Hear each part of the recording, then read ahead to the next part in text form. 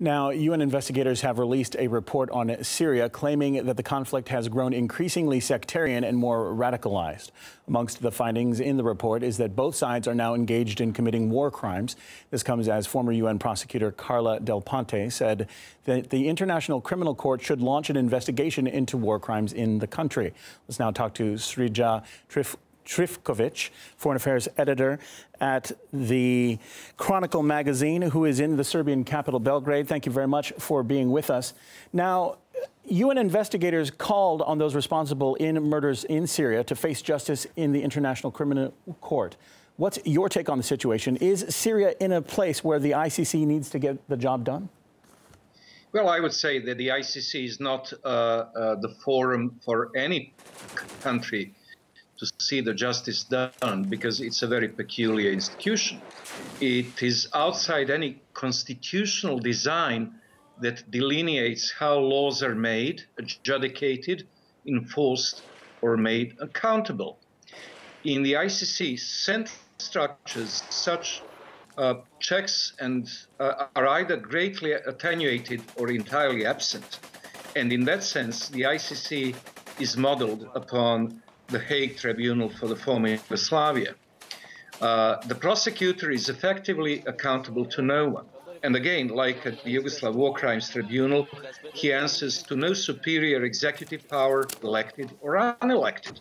So effectively, the power of the ICC prosecutor to act without third-party restraint and to claim universal jurisdiction offers the scope for considerable legal creativity, and that creativity depends on the will of the political masters. So ultimately, it's a political court. The foundation of the entire edifice is the ideology of universal political and legal culture for the whole world as defined by the postmodern West. And again, we've seen this at the Yugoslav Hague Tribunal, and I was there less than 2 weeks ago, Wednesday before last. I testified for the third time in the case of prosecution versus Karadzic. So, to cut the long story short, the ICC is the enemy of liberty as understood and practiced by the Western institutions since the Enlightenment onwards. The moral absolutism at the core of the ICC is immoral. Now, the UN says that both the rebels and the government are committing war crimes. Do you think that the international community will start dealing with both sides more evenly? Again, I have to come back to the Yugoslav War Crimes Tribunal. During Del Ponte's tenure between 1999 and 2008, it lasted 8 years and 4 months. Her prosecutions against the suspects focused to such an extent on the Serbs that in the end, the ratio of verdicts stands in terms of years about 20 to 1, 1,200 versus 60. The Serbs committing crimes or allegedly committing crimes against Muslims, Croats and Albanians, and everybody else against the Serbs. So this is really a fig leaf, which is supposed to hide the essence of this project, and it is to treat Bashar and his government as members of joint criminal enterprise. And remember this term, joint criminal enterprise is an all-embracing, quasi-legal concept used by the Yugoslav War Crimes Tribunal to indict everybody within the hierarchy and lower down the scale.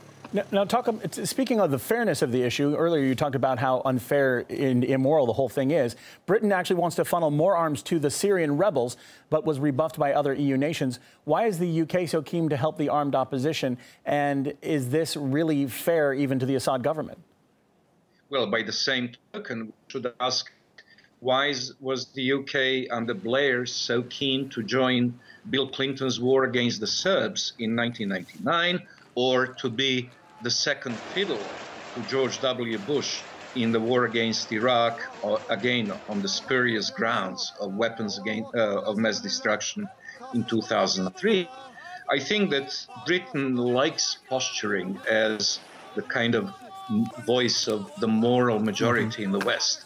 And it's really a second-class declining power that is just playing to the tune in Washington. Unfortunately, we've run out of time. I'd love to talk to you more on this subject. Srđan Trifković, Foreign Affairs Editor for the Chronicle magazine, thank you very much for being with you. Very interesting thoughts.